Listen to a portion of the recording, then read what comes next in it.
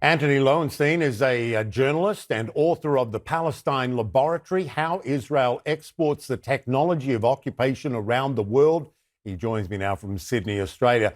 Antony, always good to see you. I want to talk about northern Gaza. There are growing reports, including in Israeli media, that Israel is essentially trying to clear the north of Palestinians deliberately as part of a plan. There was one Israeli newspaper editorial that said, quote, "If it looks like ethnic cleansing, it probably is." That's an Israeli newspaper. Do you think that's happening, and why?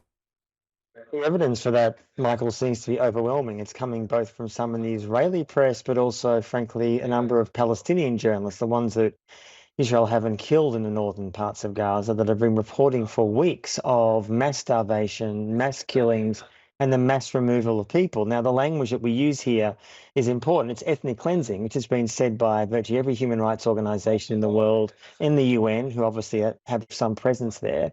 It's devastating. There are literally hundreds of thousands of people. And of course, the idea behind this is not simply to go after Hamas. Some Israeli reporters are saying that there's not much fighting going on at all, actually. What this is about is to cleanse the land, that's their Israeli language, and find a way to essentially bring back some settlements, outposts, settlers.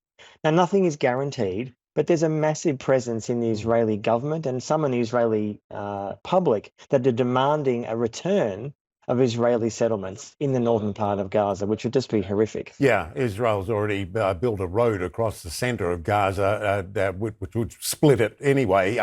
It's called the General's Plan. That's what people are talking about. What would implementation of the General's Plan mean for Gaza and Gazans after it's been executed, if that happens?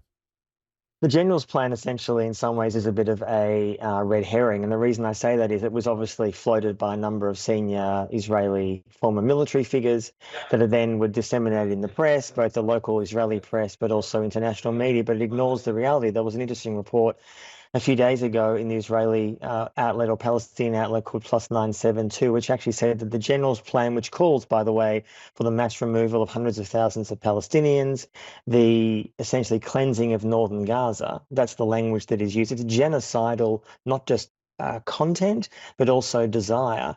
What's happening on the ground now is far worse. It's an acceleration. That the idea behind the General's Plan was to say Palestinian civilians have a week to get out of northern Gaza. Then essentially, if anyone who's left, they're presumed to be Hamas. That is literally not what is happening. The opposite is happening.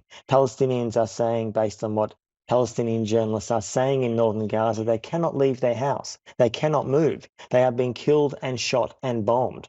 This is the reality. And so the General's Plan in itself is horrific, but what's happening now is actually far worse. When you look back, do you think, as some, even in Israel, do, that the October 7 terror attacks by Hamas, as awful as they were, in some way provided an excuse, if we can say that, for Israel's hard right and settler community to put into action plans that have been simmering for years, not just in Gaza, but also the West Bank, and for that matter, Lebanon as well, give cover for bigger things to happen? And if so, what do you think that is? To give cover, but also Western support. I mean, essentially, you could argue that since 1948, the birth of Israel, 1967, the Six-Day War, every time there's been a mass war, conflict, ethnic cleansing, Israel has attempted to find more ways to cleanse more territory of Palestinians.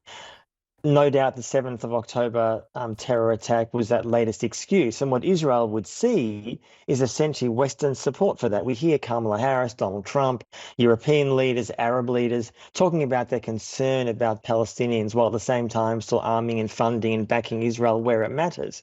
So yes, I think this is seen by many within the Israeli government and frankly public of finally enacting a long-held plan for, frankly, decades ago to cleanse Palestinian territory of Palestinians.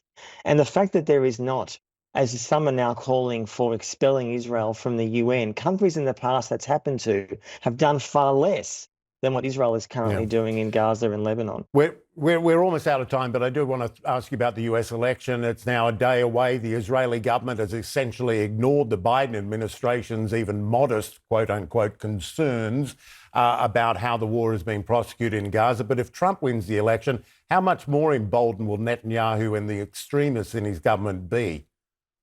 Look, they will be. I mean, there's no doubt that Israel wants Trump to win. The Israeli government has really unofficially said that for a long time. Frankly, the majority of Israeli Jews have said that in poll after poll. But the reality is on the ground, what Trump could force Israel to kind of resolve or end this conflict, which means potentially an acceleration of ethnic cleansing. Well, Kamala Harris, if she wins, the Democrats have shown clearly in the last 12 plus months that they are not just complicit in it, but are arming Israel. So I think ultimately, without international pressure or sanctions or some kind of other way, this is not going to end, regardless of who wins between Trump Mm. or Harris. That's a pretty grim reality for the millions of Palestinians in Palestine.